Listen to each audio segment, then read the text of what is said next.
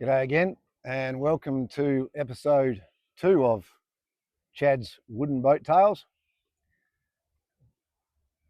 I'm going to take you on the journey from Swan Reach all the way upstream to just before Waikerie in this episode.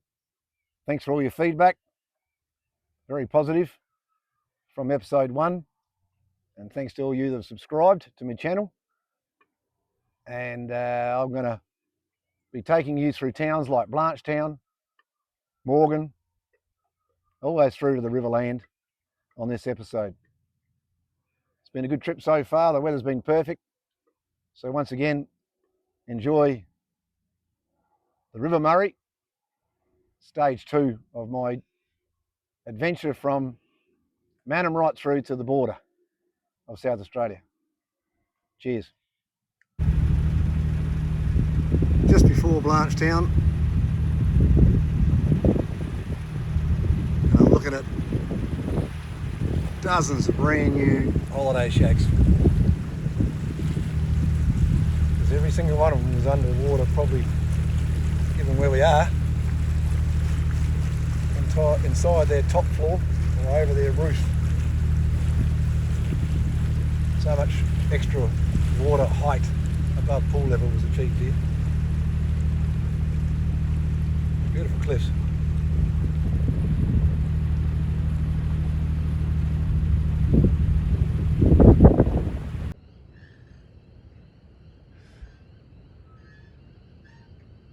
Now I'm at Blanchetown. Spent the night here last night. See Wahine just moored there in the public area. Behind it is the lock in the distance. And the Blanchetown highway bridge across the Murray behind that again.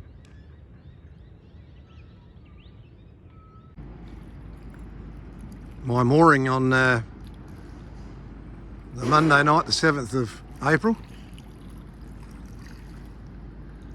Nice spot right in the middle of the town here. Caravan park up that way, that's downstream. Only one problem last night, the boat was rocking side by side gently because of the flow of the water with the lock right behind me. And I'm a bit wobbly in the legs today because of it.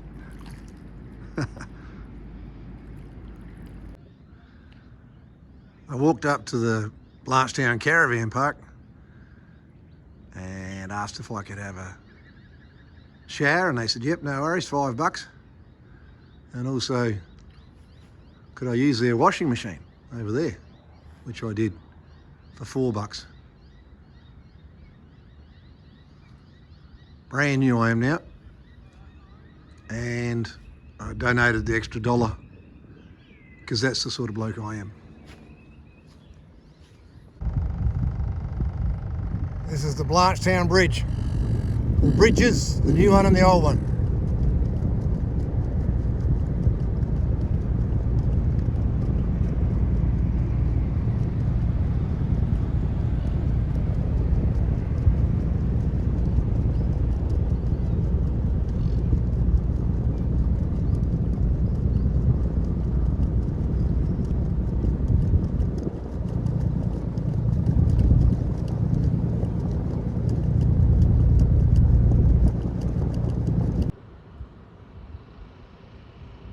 I came through the Blanchetown lock 1.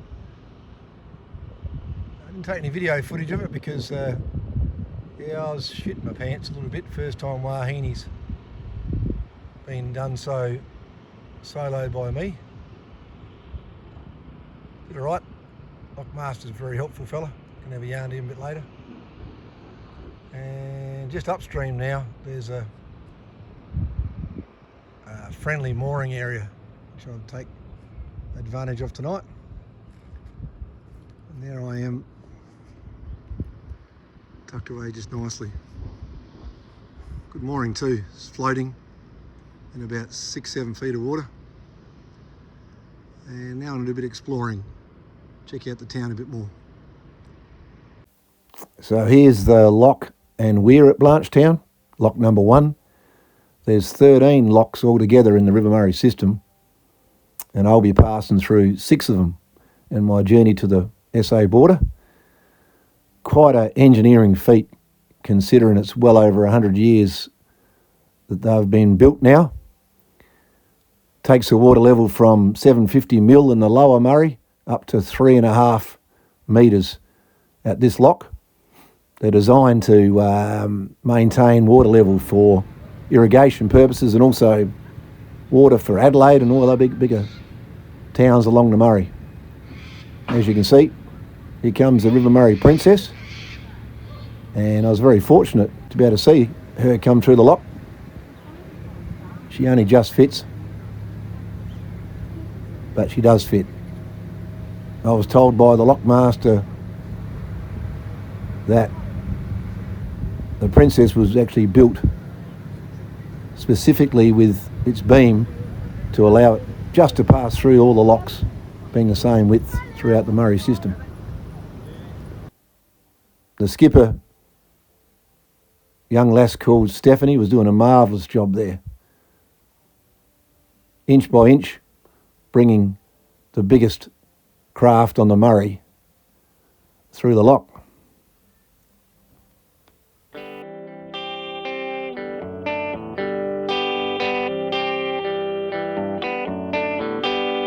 On a crowded beach, in a distant time, at the height of summer, see a boy of 5 at the water's edge, so nimble and free, jumping over the ripples, looking way out to sea. Now a man comes up from amongst the throng, takes a young boy's hand, and his hand is strong, and the child feels safe. Yeah, the child feels brave, I just carried in those arms, up and over the waves. Deeper water, deeper water, deeper water is calling him on.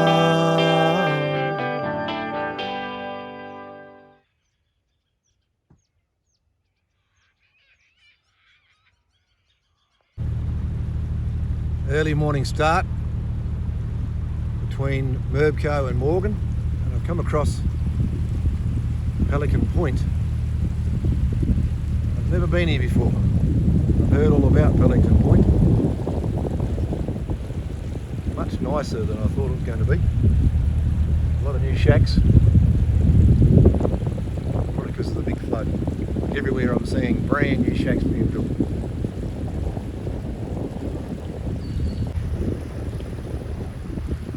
Shacks at Scotts Creek and Brenda Park.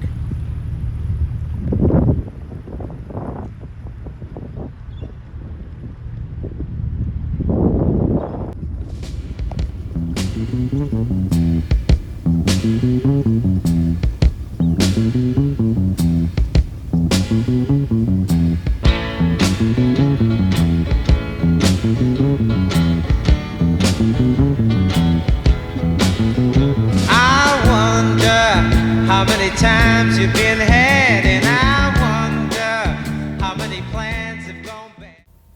I've got myself to a town called Morgan, which is about 180 kilometres into my journey so far. I really like Morgan. Beautiful place, steeped in history. You can see here they've got 2 hotels side by side, the Terminus and the Commercial. Lots of heritage listed buildings. Big green reserve lawns that roll right down to the banks of the Murray. Really good information centre, and of course proud riverboat paddle steamer history.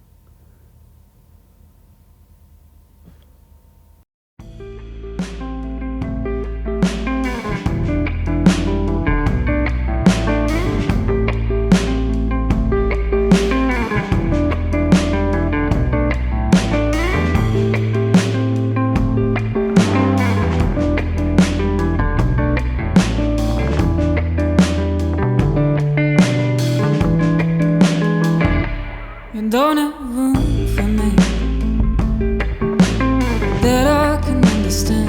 but you don't have words for me. Even though you're around in my darling, why are you acting like it was just pretend and holding your head so high at the end? I felt it all change today. Felt this mess come undone. I was hoping you'd try to say something with a little bit of love, 'cause you were a stand-up and I'm sleeping alone now. You were a stand-up, now I'm sleeping, now I'm sleeping.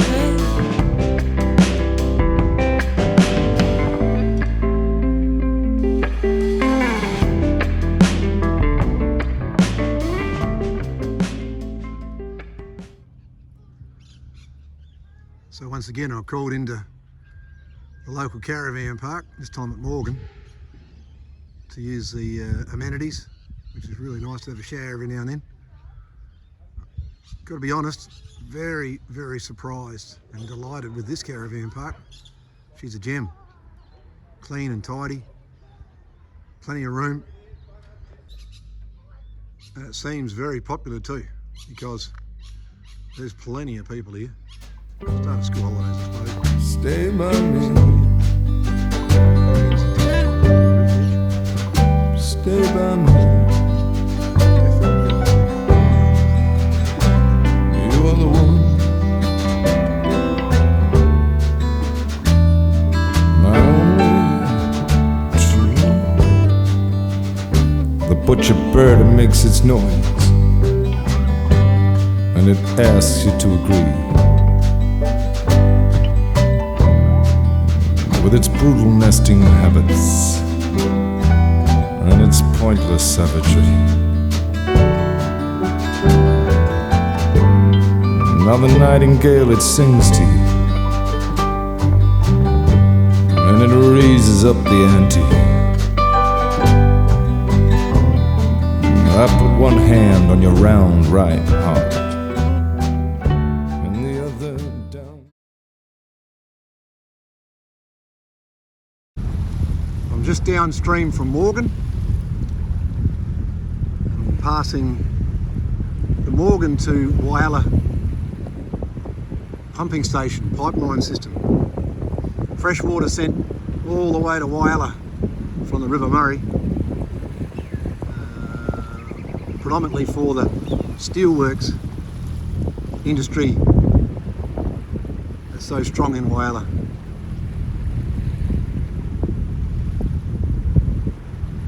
There need to be very strong pumps to push it all that way. As you can see, the last couple of days no different than today. The weather's turned a bit. We've got a southerly today, which has helped push me along. Instead of doing 8 kilometres an hour, I'm doing 9 kilometres an hour. Quite the speed demon today.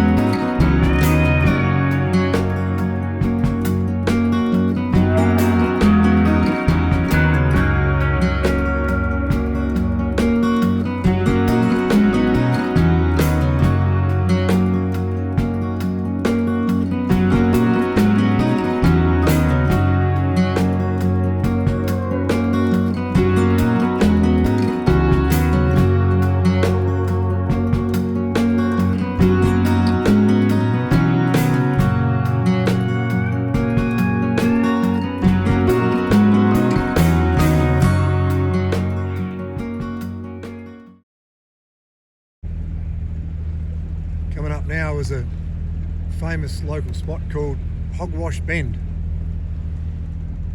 As you can see, it's very popular, and we're Sunday of a normal weekend. It's famous because there's an enormous sandbar there, and you can see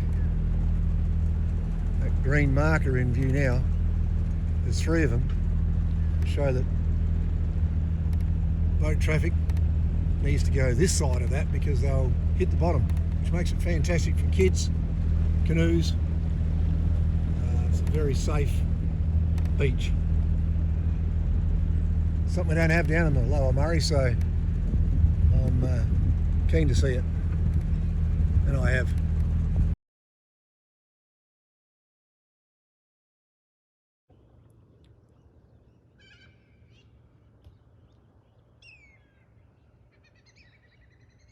Good morning from Hogwash.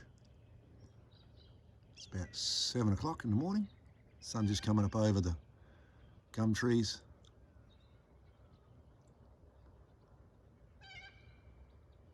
It's a very peaceful and calm morning here. This is one of the reasons why a fellow wants to do a trip like this. Just me alone with nature in the middle of nowhere, or sort of the middle of nowhere. As you can see, the water is flowing fairly steadily through here. It's exaggerated, I believe, because the river's quite narrow in these parts and quite shallow. Sandbars, lessening it down to sort of 9-10 feet most of the time. It's about 7 to 8 gigalitres of water flow past any one point per day at the moment, which is a little bit higher than normal. But considering in 2023 we had well over 200 gigalitres per day, and the big daddy of them all, the flood of 1956, we had 350 gigalitres per day. So a gentle 8 gigs a day, I'm quite happy with.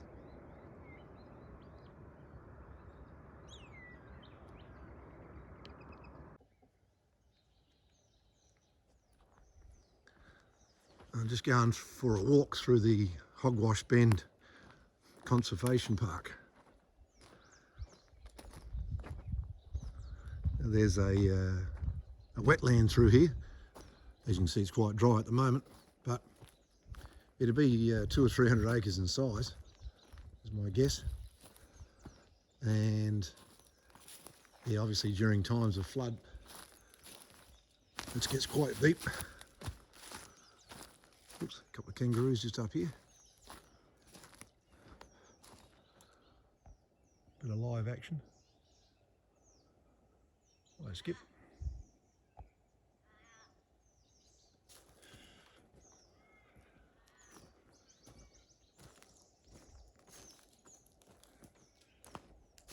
And away they go.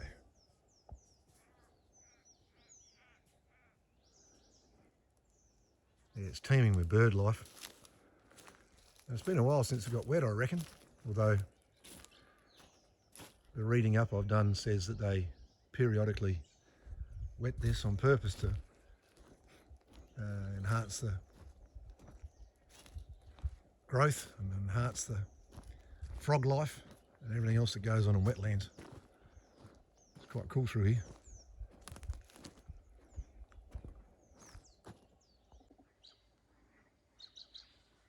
These trees here are known as the box tree. They're everywhere throughout this wetland, and they're everywhere along the River Murray too. They're not fated like the river red gum. They grow at about a quarter of the pace, but they can be 3 or 4 times older than the big river red gums because of their very natural and stickability throughout all sorts of weather and conditions. They're also very much kinder than river red gum when it comes to creating widows.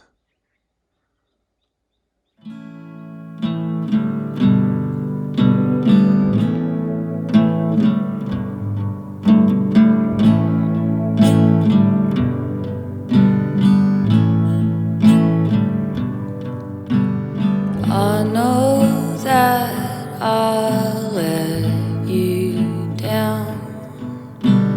You're not keen on what you found. When's the funeral? Do you want me to come?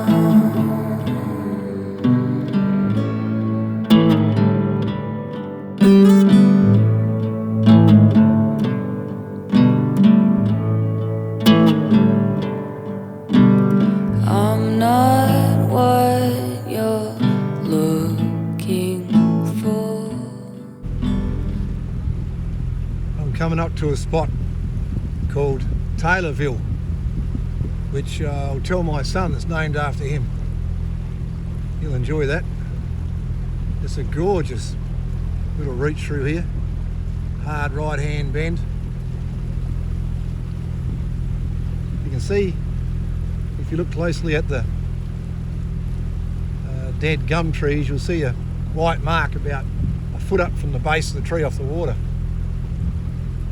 That indicates that the river's down about a foot on pool level, which is the normal level they try to hold the river at for all sorts of purposes, particularly irrigation and enjoyment and recreation. That's going to cause a bit of a problem with me because I draw 2.5 feet, so hopefully it's only between lock 2 and lock 3 that's the problem. Taylorville, beautiful.